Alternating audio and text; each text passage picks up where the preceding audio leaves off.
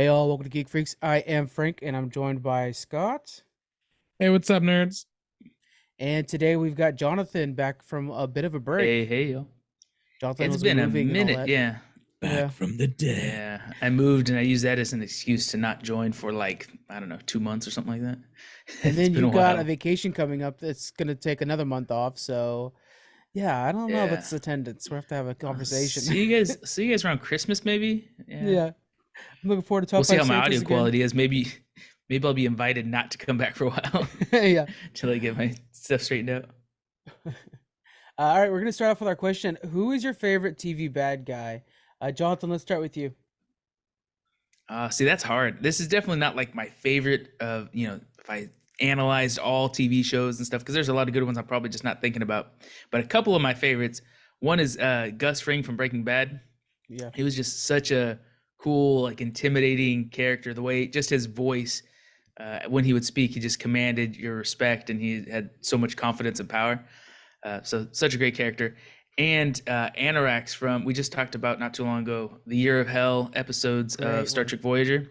That kind of villain Anorax was a really Yeah. cool character because you could see that he had like truly good intentions with the bad work that he was doing, and you really sympathized with him.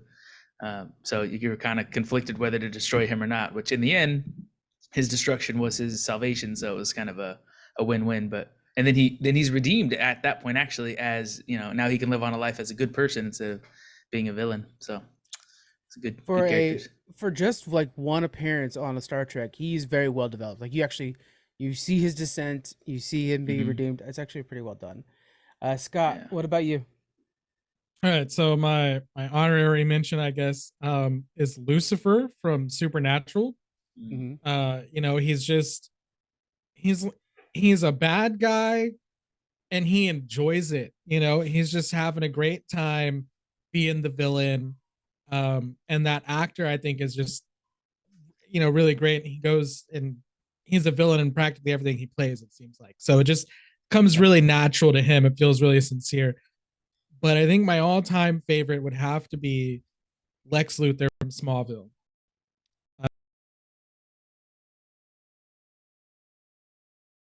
He starts off. I actually recently rewatched Smallville, and I'm rooting for the like. Can the show change so that Lex and Clark can just be friends forever? And Yeah. then you get to see that descent of Lex. And you're like, no, don't do it, Lex. Don't do it, Lex. And then he does it, and then you're like, but he's still awesome. He's still Lex Luthor. He's still just, yeah. I really love the development of that character over time. One of these days, I'm gonna sit down and watch Smallville. One of these days. I've seen the first season, but nothing past that, and I know that it gets really good. All right, mine's gonna be Logan Roy from Succession. I just love him so much, and I kind of want him to win the whole time. And I'm always just like, yeah, grind your kids into dust. Like I'm always rooting for the bad guy on that one. And yeah, so I don't know. That's mine. Kyle also had Gus Fring. Nomads of Fantasy was saying Tai Lung from Kung Fu Panda, which is the movie, but also just like that's voiced by Ian McShane, so totally worth a shout out. Uh, we had replicators from SG1, and we had Murdoch from MacGyver. So those are the bad guys that people have picked on Twitter. Some solid ones there. Yeah, that's good. Good job, guys. Next up, let's go ahead and get into our news. We're gonna go through some quickies here real fast. You guys stop me if there's anything particular you want to talk about. So Paramount cancels Star Trek Prodigy and is removing it from the streaming service.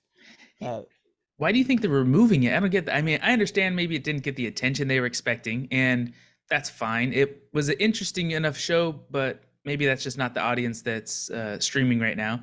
But the fact that they're pulling it off, I mean, it's content you already made. You have it. It's in the bank. Just leave it there and make it accessible for people. Why do you think they're removing it?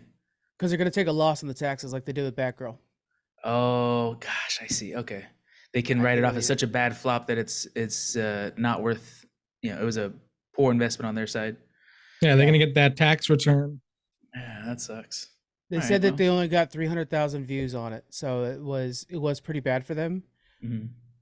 I don't know, and they're talking about shopping it out to other like Netflix wants to carry it, they can something like that. So they might do something like that. But for now, it just wasn't worth the investment. I also think Paramount Plus isn't a very. They have SpongeBob, but I don't think it's very good for like a younger audience in general. Yeah, SpongeBob is us and teenagers, so they Yes. don't have they don't have much for. Like I stream kids shows all the time. Disney's obviously the go-to. Netflix has a little bit, but Netflix really doesn't have that much to compete with. So maybe Disney can buy it. Hopefully, I would be Watch. ecstatic to buy that. Like Star Trek on Disney Plus would be so cool. If they just bought all of Star Trek and then they could add a little bit of Star Trek into their Star Wars world, and they all just kind of merge in their different galaxies that have similar technology and stuff, that'd be dope. You got a lot of nerds real pissed off with you right now. Oh John. yeah, it'll be well, even better. It'll be a war zone. So you set up in the park. You have the new, what is it, Galaxy's Edge, and then just past that somewhere you have the Alpha Quadrant or something like that. And then where they meet is the neutral zone, where every once in a while, a timer goes off or somebody breaches the borders, and then there's just a full-out war where kids are just running in costume with lightsabers and phasers, and you just see everyone duke it out in some live-action role play for a while. That'd be dope. I would go to a Star Trek park so fast. I'd be so on board with it so fast. Right. I wonder if that one in Jordan is still open. Remember in Jordan, Africa?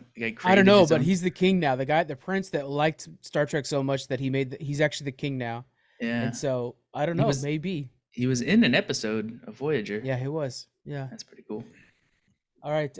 Next, we have the Smosh co-founders repurchased the company after their 2017 collapse.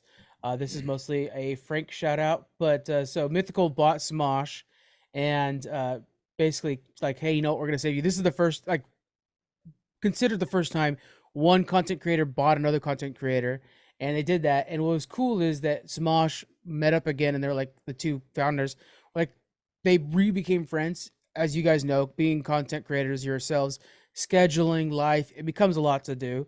And so but yeah, they're like, let's be friends again, and let's just bring back Smosh, but like the old ways. And they bought the company again, so that was pretty awesome.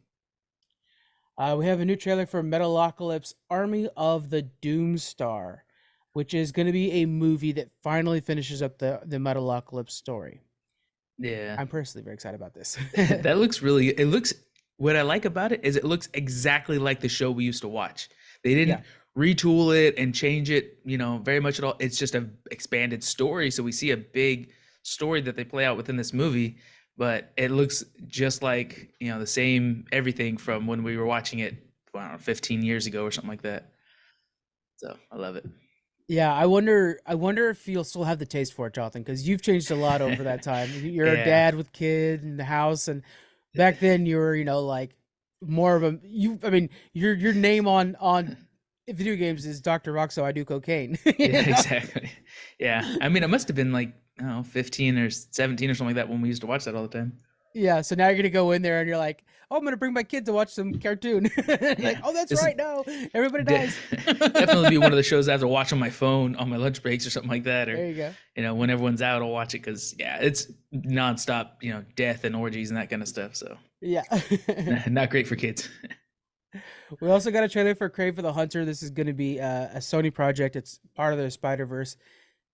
The big change in this is that he gets his power from getting lion's blood mixed with his blood. Kind of a weird way to get powers, but yeah, it's it at least a special lion, like a radioactive lion or something like that? We don't know. It better be a radioactive lion. I mean, yeah, I can go bite a lion today. That's what it takes. Like, let's fight, bro.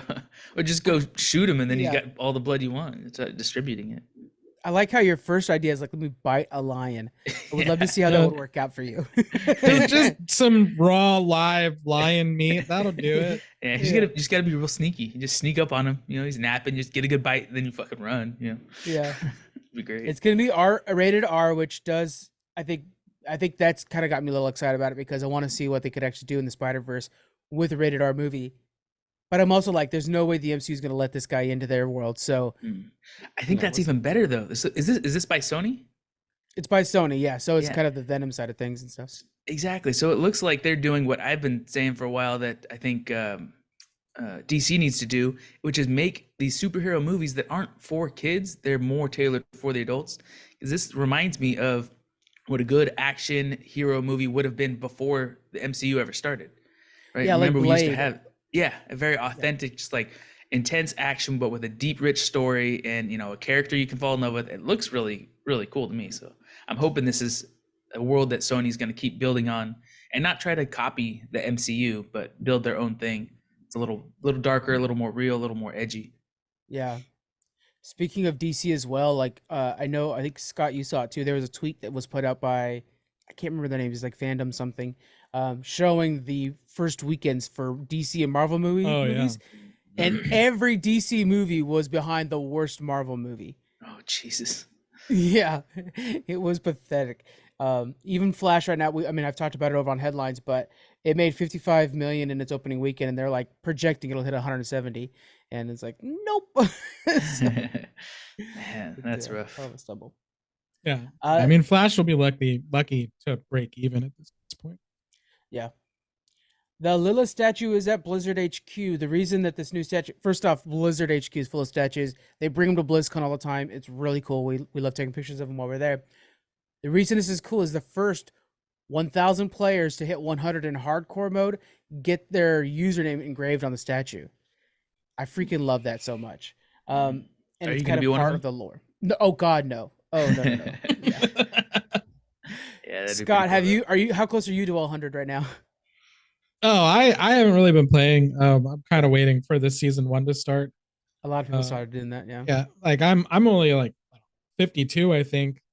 I just got on the other day because you guys were playing. I was like, yeah, I'll play with my friends. But yeah, I like hardcore players. That's a whole extra level of I hate myself that I just don't have to sit there. I mean, especially with how random the game can be, Butcher can spawn anytime, any dungeon. Back-to-back dungeons for me yesterday, by the way. Back-to-back dungeons he spawned on me. Yeah. And so I pointed out to someone my sorceress from 1 to 50, I ran into Butcher 3 times. Yeah. And lost every time. And then on my druid, I have yet to see the Butcher on my druid. Yeah. So, and it's higher level. So, things like that, like, you could be doing a hardcore, you're feeling great, and then just like one thing can screw you over, and that character's deleted. Bye. Yeah, that's the thing, Jolin. If your character dies, it gets deleted in hardcore mode. Oh, really? Oh my goodness. Yeah, it's a 0 death challenge. Jeez, yeah, that's hard. That's why a totally different game. Game's been out for over a month now, or whatever, and I think there's like maybe 5 players have reached the trophy. So it's pretty nuts. You'd have to play through a few times with it not in hardcore mode just to be able to know, what stones to step on, kind of thing, right? I would say so. I would say that would be your best bet. There have been infamously, there's one guy that was like in the late 90s in hardcore mode, and then just his internet had a problem, and he got disconnected from the server and it killed him. No, it wasn't his internet. I think it was one of the server shutdowns. Oh shit! Where they just the servers inside. crashed or got turned off for maintenance with no warning. Oh man, I mean, I would just shatter my monitor in anger. I would be so pissed. And then drive to Blizzard headquarters and be like, "What the fuck, bro?" Yeah. Start with it. Bring a Sharpie. Start writing your name on that damn trophy. There you go. The statue. All right, last of our quickies here. Marvel, Netflix, Universal, and Sony are among the big names canceling events at San Diego Comic-Con. 2 reasons for this. First off, a lot of these companies are now hosting their own event. We're going to be talking about Netflix's event that was just done. Secondly, because of the writer's strike, all production is paused. So if they go to say like, oh, check out this new project that we have coming up, and they're like, we don't know when it'll be here because the writers for it are not working right now. And soon, at the end of this month, the SAG-AFTRA is going to be doing a vote. The actors might also not be working as well. So a lot of these people are skipping San Diego Comic-Con. We'll cover what we can. It will not be what it used to be. Specifically, Marvel's not doing Hall H, which is where you get the big announcements. People are talking about like, hey, this is DC's shot to really like do something cool. But there's only so much they can do at this point. I mean, they still have to get Aquaman and Blue Beetle out before they can even do anything awesome. So, yeah, it's rough. All right, let's get into our big news stories here. We had the TUDUM event. This is Netflix's big event. I picked 3 of my top favorite things, and we'll start with that. We'll go with Rebel Moon. This is a new it's going to be a series from Zack Snyder, but he's talking about how like it will be Netflix's Star Wars. Specifically, the script for this was his pitch to Lucasfilms to write Star Wars before he got picked up for Batman because he wanted to do the trilogy, the newest trilogy. They said no, so he's like, okay, I'll just take the word Star Wars off of it and make this movie, and that's what this is. It'll feel a lot like Star Wars. It'll feel a lot like the old samurai movies. Have you guys had a chance to check out some of the filming or anything on Rebel Moon yet? No. Just the title makes me think of Saga though, where it's like a moon versus the planet it orbits in a war. It's kind of like that. It's like this like big empire in space comes to this moon because it needs some sort of resource, and this village on the moon's going to defend itself. One of the people in the village, like it's got a bunch of cool different villagers too that are like hiding here. One of the villagers is an old general for the military that's attacking them that wanted to retire and hide. The other one's like this like assassin that was born to kill that's like trying to avoid detection. So like they happen to fuck with the wrong village, and so the village is going to band together. It's very much an old samurai movie. The village is going to band together to fight off of the Imperial forces, and then this is going to spin off into an entire franchise really. So. That sounds cool. Actually, sounds like it could play out like the Avatar series too. This whole, crossing planets and stuff. The Avatar series of movies, I should say. Yeah. Which are delayed out till 31st or 2031. I mean, so crazy. the series no one asked for that'll never be done. Yeah, I mean, a sci-fi action adventure, yeah, give it to me every time. Star Wars, like, sure, give it, like whatever it may be.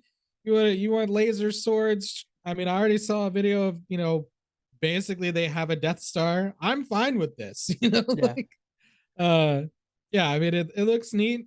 Hopefully it lives up to the hype. I guess we'll see. I'm kind of excited to like Zack Snyder again, because the Snyder Bros, like, they just make you so upset with DC stuff sometimes. But I'm like, look, can we just like pick something new to enjoy together? So this will be it probably. Yeah, I think by any objective measure, the DCEU did not do great.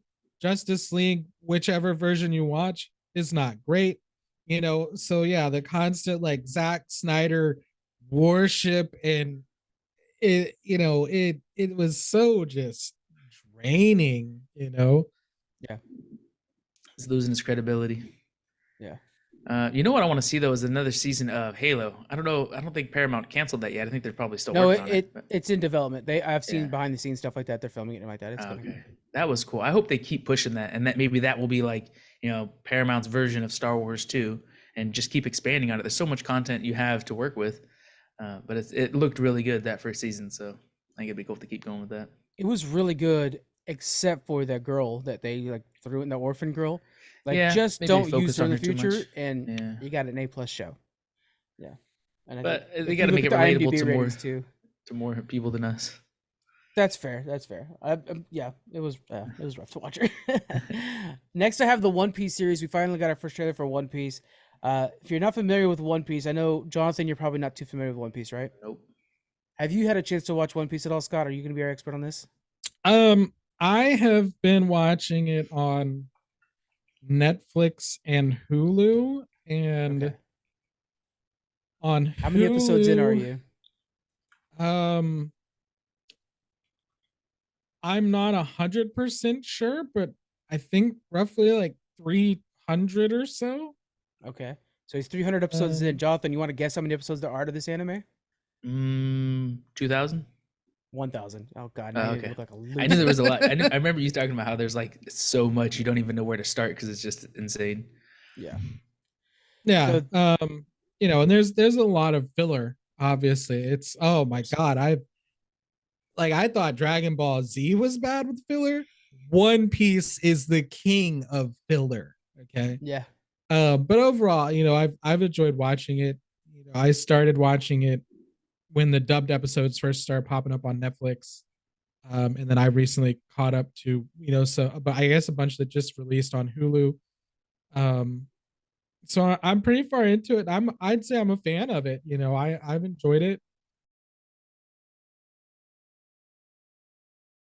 What are your thoughts on this trailer?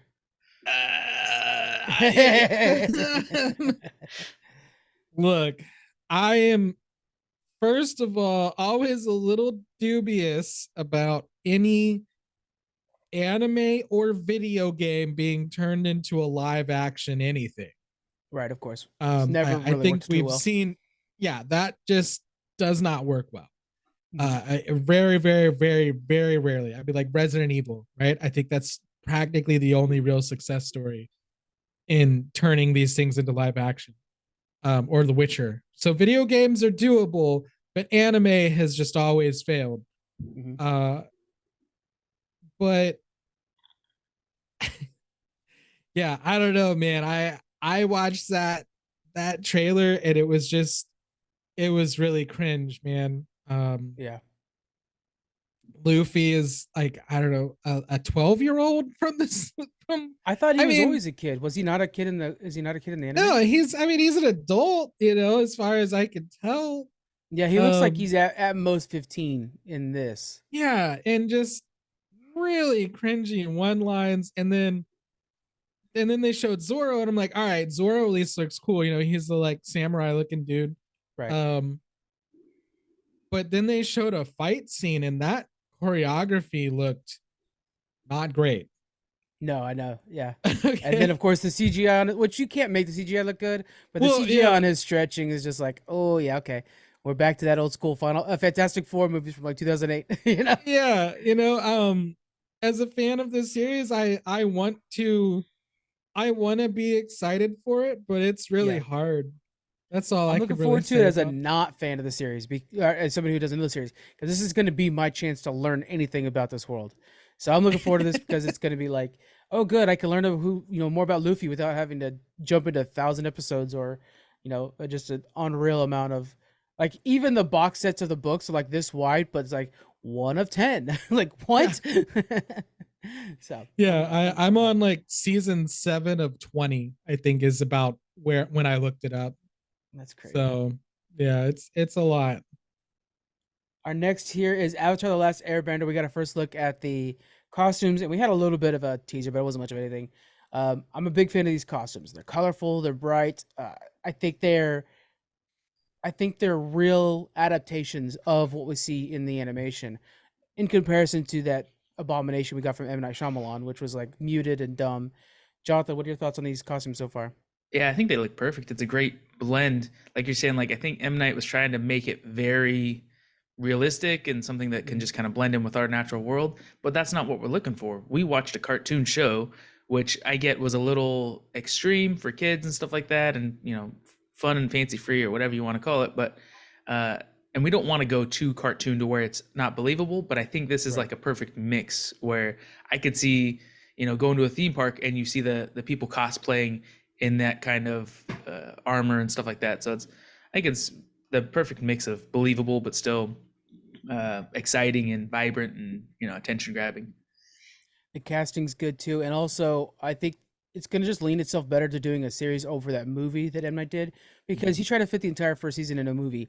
That's impossible, and we saw that was That's impossible. Yeah, I think like at the end of the first season or at the end of a first movie, you could be leaving the Water Tribe. Like just getting to know the characters and stuff is a lot. Like take your time. There's no rush. We want to see a lot of content. So Yeah, that pilot episode, like you're introduced to the Water Tribe, and you Mhm. fight off the Fire Nation's first attack with Prince Goku. Like Yeah. that is actually a pretty good movie right there. Yeah. And so there's no need to not to try to go all the way through. Yeah. We'll see, but I'm excited about that. Plus, Paul Sung Hung Lee hasn't released his Uncle Iroh, but Paul is such an amazing actor. Kim Convenience, guys, again, So, yeah. gotta Such check it out. right. I preached it for how many years before you I know, finally watched I it? know. Such a I'm good a show. big I wish they fan. just kept going. They only did 3 seasons. I'm like, I it's like, follow like the entire family on Twitter now, dude. And so Yeah. it's just fun to see them hang out and stuff. so good. Yeah, I know I just said anime to live action never works. But I'm a little hopeful for this one. I think so Uh-oh. far visually it does look pretty impressive. Yeah. I think the most shocking thing was, I know that Aang was always a kid, in the show, but I guess it kind of didn't feel like he was a kid. So actually seeing like this little kid dressed up as Aang, and I'm like, oh my god, this little kid is going to travel the world and fight the Fire Nation and it kind of like threw me for a loop. But I was like, but that's the character. Um, so I I think I think they've started off well.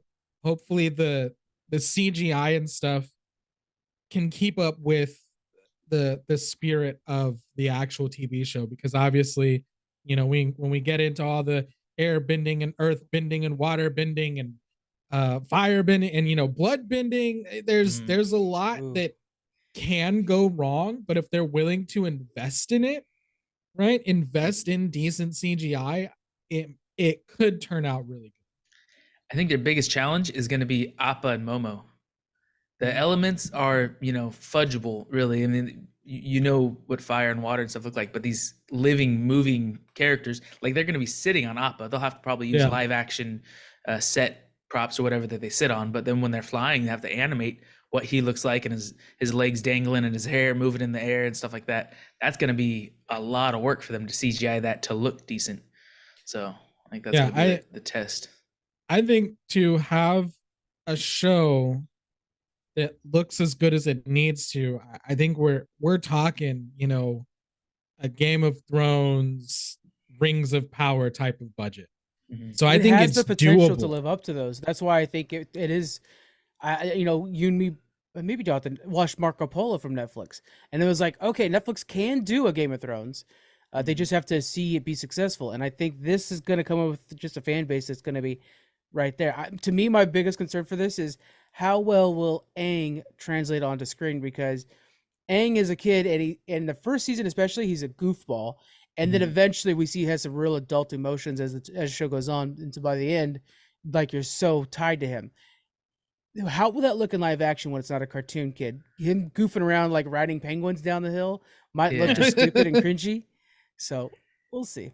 Yeah, I think they would have to kind of taper that down, bring that down a little bit. He's still a kid, so you'd still have a kid playing around, but it'd be more realistic to what a kid playing around would look like in our world, and not as a cartoon.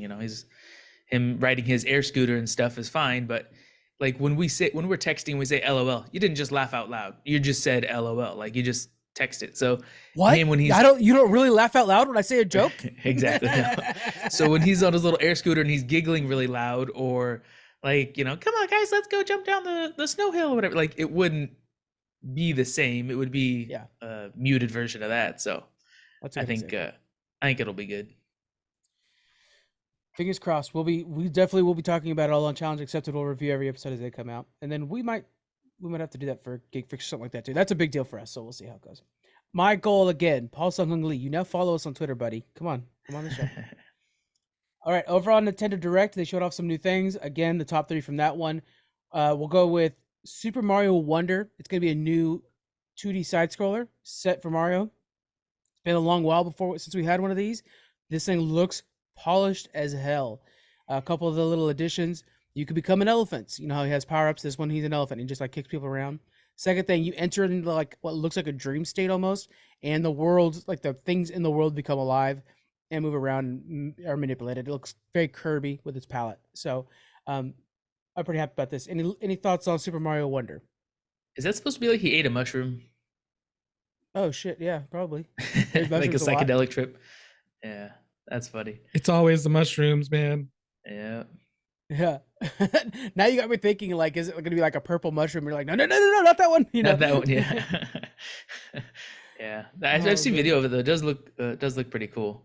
I probably won't play it because I don't have time to play the games that I'm really excited for. But either way, it looks cool. I need to find a way to get the Switch emulator. By the way, if like, I don't know, Nintendo's listening to this, I'm joking, but I need to figure out a way to get the Switch emulator on your Steam Deck so that you can actually play Switch games on that thing, which I've heard actually runs the games better than Switch does. So really? Yeah, that's rough. Yeah, I haven't played a Mario since Mario 64. So well, I played some Mario Kart since then, but yeah, Mario 64 is the last time I played a Mario game, so it's whatever to me. Oh man, you gotta get into some of these newer Marios. Maybe this will be the one. Super Mario RPG Remake is coming, and I feel like this is up your alley, Scott. Have you played the RPG? No. Dude, this is definitely up your alley. It is Final Fantasy, the old school Final Fantasy, but you're playing Mario, fighting Bowser and stuff like that. It is incredibly well written, incredibly well done, and this is, I would say, the best game that ever came out on Super Nintendo, coming in brand new graphics to the Switch. This is a day one purchase for me. This is big. Lastly, we have Detective Pikachu's getting a sequel. This is the, I think it was 3DS game. It's gonna get a sequel. Now, this is one of those things where it's like, I never played it. I hope the movie gets a sequel. Really, I don't know about the game. But the fans that have like played that other one were losing their shit when this was announced. So then I'm like, okay, well, if they're so excited about this, I might have to look into this game. So it'll continue the story. It is a story-based game, and you get to play with Detective Pikachu, which is cute as all hell. The movie was so good. I hope they make a sequel, and then not just a sequel, but a spin-off of it, so that we can have more. They just did the Pokemon so right. It was awesome. And like, why stop there? There's all the, you know, animated movies that were made in the past. Like, you could follow up all those stories and remake them if it's, you know, profitable. It might have been a lot of, obviously it was going to be a lot of money to animate them the way they did. But I think the fans would love it, especially people our generation. You know, yeah, I'll bring my son to go watch this movie. It's bright and colorful, it entertains him, but it also, you know, tickles my nostalgia. So Yeah. it'd be perfect. And there's so much to do too, because I mean, obviously the world's big, but like, as long as you keep some of the original Pokemon there, so the millennials can be excited about, like seeing, you know, a Cubone on screen is important. But also, yeah, tickle and, you know, bring in your new guys too. But we need to be rooting for Psyduck. Like this last one was Pikachu and Psyduck were like the two main Pokemon that were with them the whole time. It was like, okay, I know those names. Like that's what's important. Don't give me something that looks like a keychain, which is literally one of the Pokemon look like a keychain, and then I have to like believe this thing's real. So I think, yeah, as long as you keep it old school is good. All right, we're gonna go over to Xbox. They've been in courts this week with the FTC. This is over their attempted acquisition of Activision Blizzard. We're gonna go over some of the big things that were revealed during this thing. It's pretty amazing. So first off, Microsoft admits they've been losing the console war since 2001 when they were announced. They're saying they've always been behind Nintendo and Sony. I don't feel like that's been the case. Like with the Xbox 360, I felt like they did pretty good with that one. What do you guys think about that? The 360 was against the PS3, right? Yeah. Yeah, I don't know. I mean, yeah, we had Xboxes, but I don't know. I mean, well, when you were working in Toys R Us, you could see that side by side comparison pretty easily. But you know, like for us as consumers, I only see the side that I bought. I don't see, you know, how much the other side's getting used or played or whatever. That's a great point. I didn't think about that for that sense. In that sense, Nintendo is by far number one in console sales. But for game sales, the Wii, Xbox definitely. 360 was big. Yeah. The 360 games, though, because there was a lot more 360 games than I think PS3 games, those were selling all the time. So I think that they did good there, but they showed evidence to the contrary. So, according to what I'm looking at, the PS3 sold 87.4 million units, and the Xbox 360 sold 84 million units. Barely. So they lost, but barely. But I think that's honestly the best comparison they ever had. Yeah. Because the PS3, it came out late. It came out with not very many games. Very expensive. Very expensive. It was just a worse deal compared to the Xbox all around. And that's, coming off the PS2, I was definitely a PlayStation fan. I was a PlayStation fanboy. And I think they lost the first round because the PS2 was just I mean it was a world changing event basically. Like the PS2, it came out, it had kind of a long shelf life, and it just produced awesome game after awesome game. But I think going forward, Xbox's greatest weakness is Microsoft's biggest strength, which is we all know that if it comes out on Xbox, it's probably going to come out on PC. Yeah, and in more cases, they're definitely pitching this idea of like, we're all about our streaming services. We're not even about the console. So don't worry about us taking over Activision. We're going to provide Netflix for everybody, basically. They really are referencing themselves as like trying to become the Netflix of gaming. And true, that's definitely where your guys' strengths are. Like, I can't wait for Starfield, but I'm not going to buy it day one. I'll just get it on Game Pass for $10. And I think PlayStation sees like But they're also saying, like, don't worry about cloud gaming. That's not going to be, that's the least important thing. PlayStation sees that, like, yeah, they might be in third place, but they are poised to become a monopoly, and they will become the dominant power if we let them become the Netflix of gaming. If Game Pass becomes so required, like if you think about it, like Netflix, you just kind of pay for sometimes, even if you're not watching anything. If that's how you use video games as well, Xbox will become unstoppable. I don't know. I think so. When it comes to Xbox, I've never owned an Xbox because everything I've ever wanted to play on Xbox came out on PC. Why would I buy an Xbox? I have a PC. I already paid for that. I have bought a Wii. I own a Switch. I've thought about a PlayStation, but I'm not big on. I don't really play consoles much anymore. But I I'm not a big fan of if we keep a handful of IPs exclusive forever, that will just force people to buy our consoles.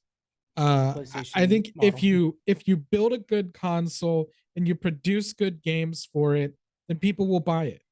Mm-hmm. So I think they all kind of make their own little monopolies anyway, because they say, hey, we've got this game you want to play and you can only play it here. Yeah, and I Monopoly think that's over God of War or something like that. And I think that's where Sony, obviously it works for Nintendo, but I don't know. Sony, it just feels like, I don't know. Sony just doesn't impress me these days. Well, so let's keep going forward then. One of the things that Jim Ryan, the head of Sony for US, he submitted an email into this whole thing, and they were saying that if Microsoft acquires Activision Blizzard, they will not provide PS6 information for Call of Duty development. Their entire time, this whole time, they've been saying, like, well, if they acquire Call of Duty, then we're screwed because that's the best first-person shooter out there. And now they're saying, like, we're not going to give you the information to develop a game for our system. So it's kind of like they're full of bluster in a way. And I will say, by the way, although I have a PS5, I have a bias for Xbox. I'm just like an Xbox fan. So whatever, I'm always like, kind of like, screw you, PlayStation. So forgive me for that. But to keep that in mind, there's definitely a give and take. And even like when they're asking, like, why is Minecraft not on PS5? And Xbox said they didn't give us a PS5 to make the Minecraft for. So common courtesies, you give what's called a dev kit to a company if you want them to make a video game. But they were so worried that Microsoft was going to use that to fuck them up that they didn't make a Minecraft. That Minecraft didn't get on PS5. So I will say that out of all this, I am kind of excited that Console Wars is back and hotter than ever. And it's not the fans arguing about it. It's the companies themselves finally arguing over this console war. Because I feel like they let the fans fight a lot because then they would just buy up consoles. And now it's actually like, okay, now you guys have to prove that you want our love. Go get it. So I kind of like that. That's happening right now. I like that we kind of see, and maybe not, concrete, but we see a little glimpse that Microsoft is looking towards the future into, the fact that they're going to be on the PC. They know it sounds like they have a foot on both sides. They know that, the consoles aren't long term. They're doing good right now. We want to keep making that money and keep the doors open. But in the end, consoles are going away. They're the iPods. You don't need to have a separate console if you also have a PC that can play so many different games already. Like pretty soon, people are gonna get choked down to where they're like, well, my PC could play 100 different games that I'm interested in. My console can only play 16 or 12, so I'm just not gonna get the new console. And Microsoft, I think, is ready to be like, okay, don't worry, we're the ones that will provide you the new PC that is made for gamers, because we'll sell an off-the-shelf gamer PC with our latest. It'll be the Call of Duty special or the Halo special or something like that. That would be cool if they started a selling controller, cases so that if were you, themed. Yeah, that would be smart. yeah, it'll come with controllers that connect to your PC with Bluetooth, so you could play with the controller if you wanted to.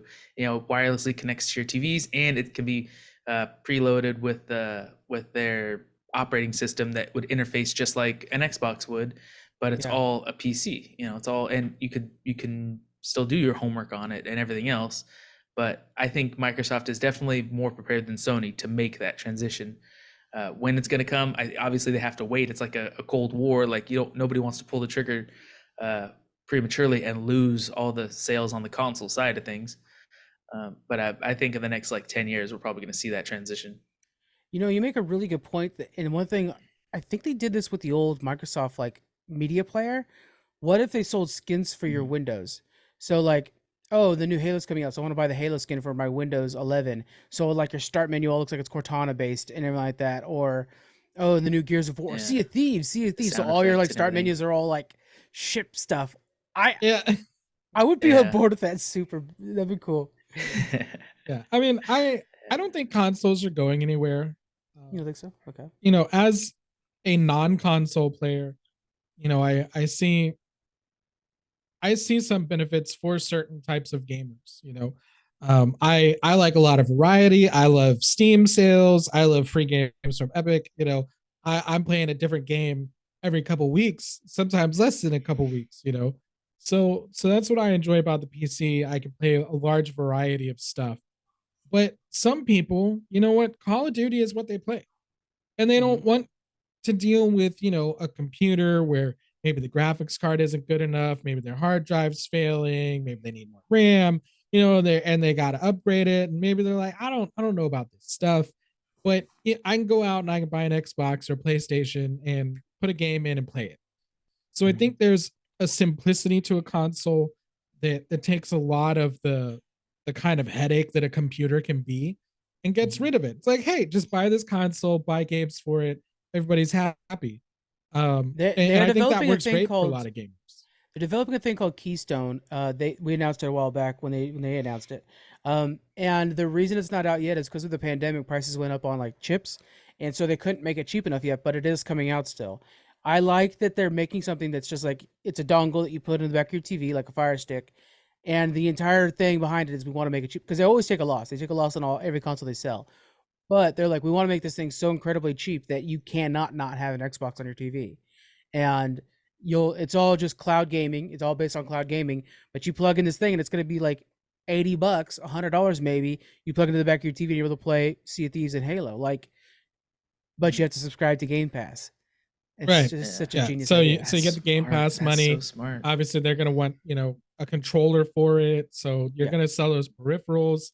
And you're going to be selling, the games, which it might come with one controller, but like, you know how it is. Like I need to get another PS5 controller. Thinking about that just now. Like you got to have two controllers so that when people come over, you're ready to play and stuff like that for sure. Yeah, or remember those N64 controllers? The joystick always wore out on that guy. So I love you had to have backups. Yeah. You got the Mad Catz controllers, garbage. That's why I lost that game. Man. Stuff like that. All right. Let us know what you guys think about these Xbox court filings. I think it's interesting that there's a court case out there that I'm like, I feel invested in a way that's like, I'm rooting for a company and really I'm like, let the billionaires fight. What's going to come out of this is a better version of Call of Duty for PlayStation people. And, Xbox is going to create more exclusives. I do want to say real fast, actually, I forgot about this part. I do want to mention Starfield, according to The Verge, was not going to be on Xbox at all. Everybody else is saying it was going to be multi-platformed. And, Microsoft said that Sony has been paying developers to not release games on Xbox, just paying them to not release, like make up the difference. And so what Microsoft did to make sure that Starfield came onto the Xbox is they bought the fucking company. So that's they bought ZeniMax and Bethesda because they wanted Starfield.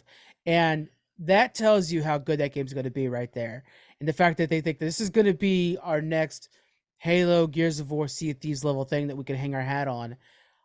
It's got me more excited for Starfield than ever. I can't wait for that. I know. And apparently I already spent $300 on it. God. For the collector's edition, just because it comes with a watch.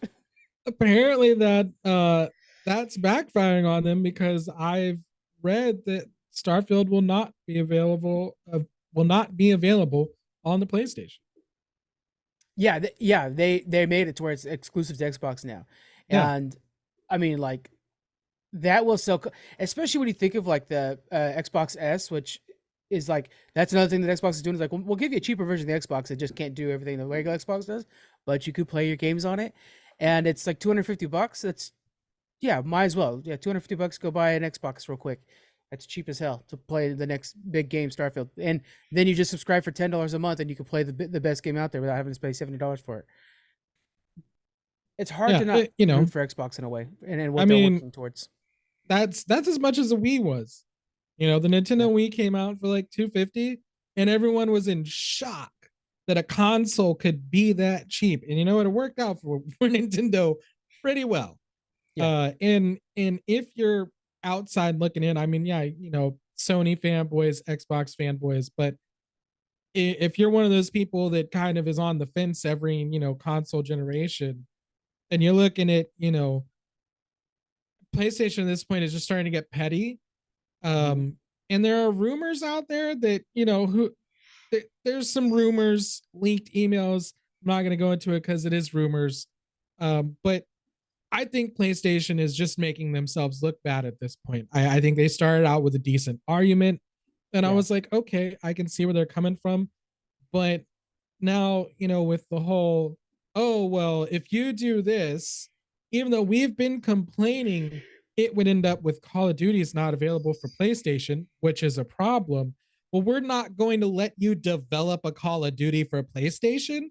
Is like, I think the dumbest decision a company could possibly make. Very petty, very high school pettiness. Yeah. And a lot of those, middle of the road people would be like, well, I don't feel I don't feel good about this.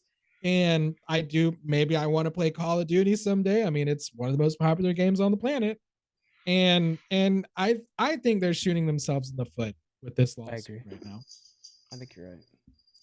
All right, let's move on to our reviews. First off, we have Secret Invasion, the first episode for this one. Jonathan, you haven't seen it yet. Scott, did you have a chance to watch it? I did. Yeah, I watched the episode, the first one, which I guess technically there was another one yesterday. Oh, what there was? Oh shit. Okay, stop what you're doing. I think so. I'll have to check it out. I think someone said that the episodes are on Fridays. Okay. I thought it was good. I don't think it was great. Okay. As far as first episodes goes, it sets the tone, it sets up the plot, it brings Nick Fury back. Always good to see Nick Fury. And I guess the Talos character is from Captain Marvel. I watched Captain Marvel once. I can't remember a whole lot about it, so he's been cameoing in a lot of other things too, but yeah, he's mostly from Captain Marvel. Yeah. Okay. Yeah. So I didn't have the connection that some people, but I thought his character was good. It's always nice to see Emilia Clarke in things. Yeah. I felt like my big complaint on this one though is the fact that I didn't feel like the story really moved forward. It was just more questions that they were setting up the entire time. So I was like, who's and so I felt like it kind of lacked an actual plot that I cared about at all. It didn't have a that's fair. I think it doesn't help that like sometimes things peak. Going back to one of my favorite villains, Lucifer, Supernatural hit a peak with Lucifer. I mean, obviously we're talking about Lucifer, right? If you know anything about the show, Lucifer, son of the devil, you can't bring in a villain like that. And then once they're gone, what do you do? And I feel like that's what Marvel has been struggling with ever since they killed Thanos. And this does not seem like a great villain so far. The plot line, the plot is not it's a little weak. And I like this villain because just jump in real quick. So in the comic books, my favorite part about this comic book, me and Squeeze would text back and forth a lot when we were reading this, is you didn't know who to trust. And so literally the person you're reading for, you would like pay attention to how they're saying things because like, are they using terms that would kind of say that they're hiding their identity or not? And I did feel that in the show, and I got to give them props for that because I wasn't sure if they're going to be able to capture that. Where like even Nick Fury, I'm like, is Nick Fury a Skrull? We saw, there's a big death at the end of the first episode. I don't want to spoil it for anybody, but we're like, okay, is that really her or is that somebody else? Because they could be a Skrull too. I like that uncertainty, that questioning everything. the scroll race was born out of Cold War propaganda and fears, and they've recaptured that immediately. Right away, as a matter of fact, it takes place in Moscow, so that tells you that much. Right away, I'm like invested in that. So Yeah, I no, think that you part know they what? nailed. I think the scroll are great. I think as an idea and as presented, I think the scroll are fine. I think the the whole plot line of we're gonna set off dirty bombs and blame it on the US. Yeah, What? the start Like of that, war. you know what I'm saying? Like, you're a great alien race. And I mean, come on, this is a planet that has been invaded by aliens and there's superpowers. Like, you really don't think two world governments, two big governments can kind of put two and two together. And then there's this, you know, Shield versus MI6 uh rivalry, I guess, Yeah, yeah, it's which kind of didn't like make a poking fun any rivalry. Yeah, sense. so my prediction, and we'll go into this phase too. Who do you guys think is going to be a scroll? I think the president of the United States is a scroll. So I think the dirty bomb plan works when you're just trying to Okay. give that guy an excuse to launch a nuke. So I think that's what it is. I think they're just setting that guy up to have a reason to hit Russia. Okay, yeah, that's fair. And I think there's definitely room to grow, and we may find. I think the twist at the end is the glimmer that shows how devious the main villain can be. Hmm. Uh, but it also, which personally, I'm usually a fan of darker tones. I like a edgy Batman, right? Right. But I think this may be, Marvel has kind of made its name off of not being super dark. Yeah. So this was definitely a fairly dark ending.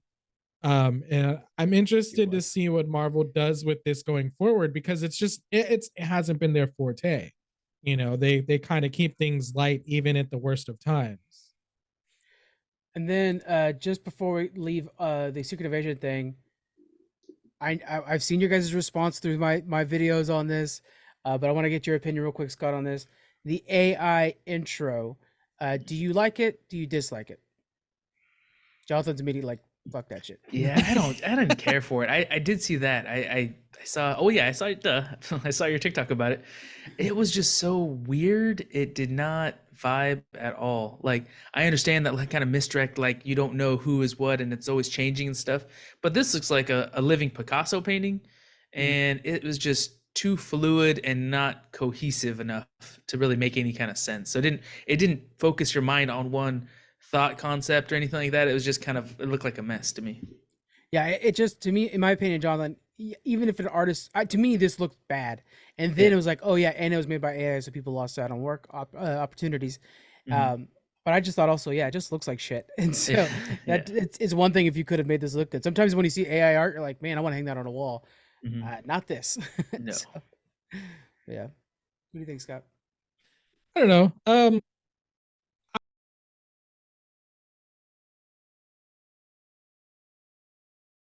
It was actually kind of neat. I don't even know if that's a word. It's not, definitely not a word. Picasso-iness, Picasso-iness. of course. Yeah, Oh the yeah. Picasso-iness Webster, of somebody quick. um, you I'm know, still feel Picasso-iness today. and look, after seeing the episode, it makes more sense, Yeah. because it is, yeah, this fluid, it's creepy, the most of the faces in it are kind of faceless, Right. which I think fits. Um, obviously there's the AI controversy, and so I get that, but I don't know. I think personally, I think if it hadn't been made by AI, it wouldn't even be a conversation piece. Possibly. You definitely have a point there. I think the fact that it was made AI, we right away went to the negative on it. A lot of my comments on the YouTube version of the video, because we had quite a bit of comments over there, were like, you don't get it though. It's because it's supposed to be, you're not sure if it's humans or AI. Just like with the scrolls, it's like, no, I get it. They look shitty. Like, so many comments have been just like, bro, you're not catching the point. And it's like, I get the point. It still looks like, my nephew drew it. I'm okay with that. Yeah, no, I mean, yeah, like obviously, art in general, if art made by humans, like I've been to the art museum with my girlfriend and I'm looking at stuff like I don't get it. Who paid for this shit? I saw the other day, it's like a painting in the Louvre, and it's just one big blue painting. That's it. Single color, all blue, and it's behind ropes. Like no one dare touch it. Don't touch it. Dude, I can do that. Okay. Like you want copies of that? I got you. So I mean, obviously I kind of like Picasso type stuff to begin with. This kind of art style I enjoy. So, I'm not being as rough on it. I can see where it doesn't create a message. It doesn't like there's no story to it. It's just kind of disjointed pictures one after another. But to me, it had kind of a James Bond vibe almost. It did definitely, that James Bond intro. I think if it wasn't done by AI and they were done by humans, they would say go with James Bond, because the whole series kind of has that vibe. I mean, they literally saw MI6 day one, so I definitely think that's the point. Yeah, all right, I thought it felt a little. Oh, sorry. I was gonna say it felt a little bit like they're imitating the Westworld intro to me. Like that's what they're kind of trying to do, but it didn't land the mark at all. God, I wish the good Westworld was back. Speaking of Aaron Paul, 2 seasons were really good. yeah. Let's talk about Black Mirror, which had, of course, Aaron Paul from Westworld and Breaking Bad. Jonathan, I know you watched this. What was your favorite episode, and what do you think about the season as a whole? So I love this show, Black Mirror, altogether. So many episodes from all the seasons have been amazing. I was really excited for a new season to come out, and then some of the episodes were really good, and some were just like, just okay. So yeah, I was a little bit disappointed that I wasn't stoked for every episode. But they do such a good job, because these are like this isn't a ongoing story of a series or following the same characters or anything. These are like a stack of independent movies. Yeah, exactly. Pretty much what it comes. Sorry, I got a cat throwing up behind me. But yeah, so this is like independent movies. It was amazing. We touched on it earlier today too, but I think Joan is Awful, the first episode of this new season, I think that one is my favorite of them. Yeah. Though I know you were talking about the episode 3 is also very good. It's just so sad. But what I like about Joan is Awful is at the end, you're left wondering, are you still in the Matrix? Are you still in Inception? Is this the end? Or when they pan out from that coffee shop, because Joan is Awful is about a TV show being made following someone's life, kind of like the Truman Show, but then she finds out that she's not the original one. She is a TV show. So she's a digital character. Yeah. And it's all AI generated from a computer. She destroys the computer, but the computer is a simulated computer. You're inside your show. So it's not, you're not destroying the original one. But it does show that the ground floor level of Joan is doing it as well. Because she's like, I'm not doing this. It's up to Joan to make the swing. And then Joan does do the swing. So yeah. But is that just made in her show? True. Watching the real Joan is on a fake screen. This is all Inception. Did they escape the Matrix just to be stuck in another Matrix? It's really convincing for your audience to say, "Oh my God, they broke the machine, and now she's free and everything, and now she can live her real life with her friend, and they could have a coffee shop together, and we could watch that." Okay, that's the new show. Yeah. So I will say, like, the entire time I was like, this episode's really good. I really like this episode. Then when they did the whole thing, like, and I mentioned this as well, I was like, man, they got so many. Michael Cera, there's so many stars in this episode. It's crazy. The entire time we're watching, I can't remember her name, but she's amazing, of course. And Annie Murphy working together. Damn, I wish I could remember her name. Anyways. Oh, gosh. And it was all about her. Right. But yeah, it's like, oh, this is so crazy. And then at the end, they're like, no, you're not real. This is the first layer. And like, what? It's like, yeah, I'm Michael Cera. You're Annie Murphy. What are you talking about? Obviously, we're fake people. And then it was like, oh my God, and he's even like, look, you're Annie Murphy. Look, from Schitt's Creek. It was like, yeah, that's how I would describe her, from Schitt's Creek. So it was just, it blew my mind in such a perfect sci-fi way. And I was so on board when they did that. That was cool. My favorite episode is the third one. I can't remember the name of it. I think it's like Bad Moon or something like that. It was Beyond the Sea. Beyond the Sea. And the Yeah. to me this was like some like perfect sci-fi. I like when sci-fi brings in a technology Mhm. that makes me question things and then makes me question like what would you do in that situation. Like that's sci-fi. That's perfect. And in this one, Yeah. these two astronauts are traveling in space on a 6-year mission, and they're able to go to sleep in a way and be transported to uh, robotic avatars of themselves that can like live with their family on Earth while they're up in space. And for the most part, it seems like they live like a week at a time on Earth, and then if there's an emergency or if they have to check in once a week on a Friday, they'll go up and do it. Everything seems well until but of course, Mhm. as with anything with humanity, there's two people that are different and everybody's got to hate on them. And these this like cult comes in and kills the family of one of the two guys and then himself, the body. And so one of the guys is now Mhm. stuck in space on a 4-year mission left. There's 4-year mission, 4 years to go, without any way of coming back home. So Aaron Paul's character and his wife, all good actors, were like, why don't you like let him rotate around in your body, and then that way he can enjoy nature a little bit. He does this, and of course, immediately like this isn't gonna go well, and yeah, he Yeah. starts hitting on the wife. The wife is not necessarily turning him away right away, and everything starts to go crazy. And then, of course, I don't want to spoil the ending, but it is a tragic ending, and so God, it's Yeah. such a good episode in my opinion. That was my favorite one. What would you have done in that so like if you're what's his name, Aaron Paul, if you're Yeah, the main Jesse. guy, Yeah. your buddy's family's died, and you're like your wife suggesting he should use your body and come, what do you think you would do at that point? Well, it's hard because when Jesse goes back at one point, he does see that like he's on the verge of killing himself, and if he does that, then like Yeah. you'll die too, because it's a two. That's the kind of the whole linchpin of this whole thing, really, if you think about it, is that ship needs two people to run it or else.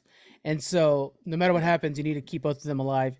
And I know, yeah, I think it was a good move. But what I was like screaming at the TV the whole time, I was like, have a code word with your wife so that she knows she could ask a code word and say like, okay, daffodil. Oh, okay, so you're actually my husband. Mhm. And then Yeah. I'd almost say like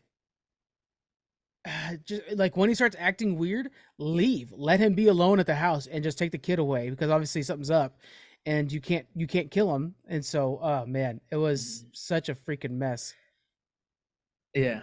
So those two, and I had one other. So definitely, there should have been a code word. Like when he wakes up, she should say something like, "I think I saw a rainbow this morning," and he says, "Oh, my favorite color is blue." Whatever it is, it doesn't need to be Perfect. something special. Just Yeah. keywords. And then so she would know whether it's him or not. Second is she could just 100% leave, take the family. Hey, we're gonna be here. You guys have the whole afternoon, which it's only supposed to be 2-hour block, but I'll give you 6 hours. I'll be out of here just to make sure You kept everything's cool. pushing it farther and farther though. Yeah. And then the third thing is reach out to the company that made the bodies and made the chair that you connect to. Can you make another chair? Can I have one that's not in my house, but that's in the middle of the city in an apartment somewhere? So for the next 4 years, Oh, when nice. I clock out on Fridays, I'll clock out in the apartment. So he clocks in and he can come live his own life in a small apartment somewhere in my body. And then at the end of the day, he stays in the apartment, never comes to my house. I leave from the apartment when I get back in on Monday and I go back to my family. Like That's that way they could perfect. live And you separate could like lives a leave little no bit. evidence of your actual address too. So if he wanted to find the Yeah, family, he exactly. couldn't. Like that's the way to do it. You're right. That's a good move. Yeah. Oh And man. maybe like I always wear a hat and he doesn't, or they kind of hinted at that, but they don't obviously this is a single episode of what could be a very long series or extrapolated into multiple Yeah. movies, but it was a very cool concept to dive into, and obviously there's a lot of ways it could have gone, but That's it was a one of good the episode. best things Very about tragic, very sad. one of the best things about Black Mirror is just like, I want more of this. What the hell are you talking about? You already had done with this world? And it's like, that's bullshit. Like there is Right? the Star Trek episode of Black Mirror where like, no, I need so much more of Right? this Oh world. It's so man. cool. Yeah. The whole concept within the that episode too. It's like, man, that's such a cool thing that you could just really expand on so much more. But Yeah. then they move on to the next episode. I've always thought like San Junipero, which is probably my favorite overall of the entire series. I think that could be a Mhm. love boat or a fantasy island thing, where every Yeah. week you have somebody else plugging into this matrix. And how does that like? There's a show called Uploaded on Amazon Prime. It's one of their first actual like their shows, and kind of the Mhm. same idea is like when you die, you get uploaded to the matrix, and how that works and stuff like that is pretty neat. So, Yeah. let us know what you guys think about Black Mirror. It's so freaking good. if you haven't seen Altered Carbon yet, too, very similar premise Yeah. where you get uploaded to a chip, like a memory card that can get put into a new body. So it's a lot like this episode with the robotic bodies. Season Yeah, 1 is Altered very Carbon good at was that pretty one. good. Yeah. Yeah, I've only seen a few episodes of Black Mirror in general, but I will say they do a phenomenal job of creating a world and getting you invested in a character in an hour. Mhm. Yeah. You know, I mean, I've watched entire movies where I'm like, I don't care that any of these people die. like, Yeah. like they never showed me anything during this movie that made me care at all. Mhm. And now, you know, a bunch of them just died. And I'm like, well, that sucks, you know. But then, Mhm. yeah, you know, you see these Black Mirror twists, and you're just like, oh, dude, like I'm so sorry that happened to you, you know. Yeah. And I think it's pretty amazing how they do that, Mhm. and how well the shows are written, you know, Yeah. to just have a very, very, no matter what craziness is going on, there's a very human element to it that you can't help but relate to. Yeah. Yeah. That's well said. I within that 1 hour, you're very emotionally connected to these characters, and that's just all through the writing. Mhm. Very good. Let's move to our recommendations of the week. I'll start us off. My recommendation is Captain Marvel. You guys have probably already seen it, but you haven't seen it in a long time. If you're like me, you haven't watched it since the movie premiered. So we watched it again for Challenge Accepted, and I forgot how connected it is to Secret Invasion because I actually watched it after Secret Invasion, and I watched it beforehand. But anyways, it's very much connected. So it's a good way to kind of refresh yourself on the scrolls, on specifically Talos, and their plight and why they're arguing. So Captain Marvel. You could fast forward through some stuff. I'm not gonna lie, there are some things that's not worth watching, but overall, it's good to kind of get you guys selves ready for Secret Invasion, which I think is gonna pan out to be a good show. Jonathan, what's your recommendation for the week? Well, first, I got to ask you guys, have you seen the Tetris movie or that Flaming Hot Cheeto movie? No on the Tetris one yet. I will, but Thomas has said that Flaming Hot movie is really good. Is it? Those are my recommendations for myself. I want to Okay. watch both of those like this week if I can. Okay. I have Apple TV Plus now. I just haven't set it up on anything yet, which I'm just slow. But I'm definitely gonna get that set up so I can watch that Tetris. Yeah. But my recommendations are: if you haven't seen Black Mirror, this season is really good. Take the time, at least watch episodes 1 and 3 if you can't watch all of them. Exactly. Strange New Worlds. I think there's only, well, by the time this is out, there 2 might be a third episodes. episode. Yeah. There's 2. Really good show. And if you haven't seen the Little Mermaid movie, I loved it. I know it's controversial. Did you? Some people don't Okay. like it, whatever. I thought it was amazing. So I'm almost could say it's better than the original, though there's that nostalgia that it's like, I watched it when I was a kid and fell in love with it as a Yeah. kid. But it's really good. So I would say go watch Little Mermaid. That was definitely the most hated Disney moms ever. I didn't listen to all of it really. It was like, all right, this is too much. Thanks. The audio quality is pretty bad on that one too. Just it is what it Yeah. is. But yeah, it was. They were definitely heated on that one more than they have on any other movie. So I was like, oh shit, okay, that's crazy. Yeah. All right, what do you got, Scott? What's your recommendation for the week? So this week, well, yesterday, in fact, I went off in a left field, and I decided I bought Final Fantasy 1 on Steam. Oh wow. So I started playing that, and it's like a whole different world of gaming, really. So you know, I don't know, maybe just, you know, pick up something old, pick up, you know, some retro game. Maybe it's an old Pokemon, but you know, we've got a lot of big games on the horizon. You know, Starfield being the main name that's going to be this big complex world that's going to suck up our souls. You know, so maybe for right now, you know, just try something simple, have a good time, don't think about it too much, you know. That's a good idea. Yeah, old Pokemon games are always a good safe kind of pickup. Like Leaf Green, I always suggest Leaf Green or Fire Yeah, Red. I'm when a they kinda did the Fire Red remake. guy. Yeah, Fire Red's good. It's the old school Pokemon, but they upgraded the graphics a little bit, and it's just fun to play it. Yeah, totally. There's I'm not suggesting you do it, but there are emulators out there that are very easy to play these on, and you can get right into it. Yeah. All right. Or you can buy them on the Nintendo Switch store, you know. For now, boy, they keep If closing those you're damn into Nintendo that. stores. Yeah. Um, last quick shout out. Thank you guys very much for your jump in listens over at Challenge Accepted. We are donating food to food banks right now. More listens, the more food we donate. Right now, we're at 120 cans going to the local food banks, and we're on track to add another 100 to that probably in like a month and a half. So I'm very proud of that. And That's awesome. do you know what the next challenge is? I don't remember. Shit. Thanks, John. Oh, sorry, we cut that out. gargoyles. Jonathan, it's gargoyles. Oh, I'm in. You want in on Just that do one? it before I go on vacation. Oh yeah. Oh yeah, we're doing it like next week. So yeah, I forgot it, and I was like right away. He's like, I don't know which episode though, and I was like, oh, I know which one. You got to do the Australia one. I was like, no, you got to do the one where where Brooklyn shoots Maria. Like, no, you got to. I was like, that's what I was gonna say. Brooklyn finds a gun. Oh man. We were I've been thinking reading like the that one's comics gonna now, get too. too It's so political good. really fast. So I don't know if we should do that one or not. Yeah, But that's all right. all right, I'll let Thomas know because I forgot. I was like, oh, I should see what Jonathan thinks. So that's perfect. Yeah. All right, guys. So yeah, thank you for those listens, and I've never been more proud of a podcast that's like just straight up donating money now to the food bank. We've had, and I want to shout out some of our listeners too that have been like, "Hey, I want to donate some mac and cheese for you guys," and blah blah blah. Like people are actually out now donating to their local food banks because we're doing it, and it's just the coolest thing ever. So thank you guys very much for being a part of that. All right, we'll see you guys next week. Bye. Bye.